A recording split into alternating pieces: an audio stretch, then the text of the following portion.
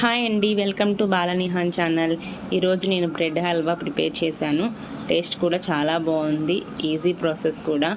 మీరు కూడా ఒకసారి ట్రై చేయండి. మనం ఎప్పుడైనా దేవుడికి నైవేద్యంగా పెట్టుకోవాలనుకుంటే ఇలా ఈజీగా ప్రిపేర్ చేసుకొని పెట్టుకోవచ్చు. ఎలా ప్రిపేర్ చేయాలో చూసేద్దాం.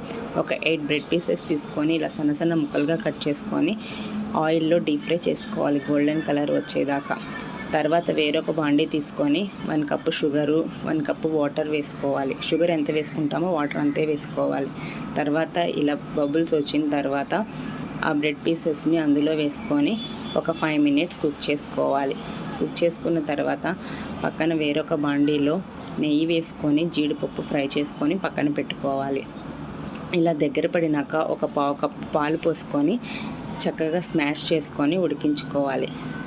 ఉడికించుకున్న తర్వాత ఆ జీడిపప్పుని అందులో వేసేసుకుంటే రెడీ అయిపోయినట్లే. Bye bye, please subscribe.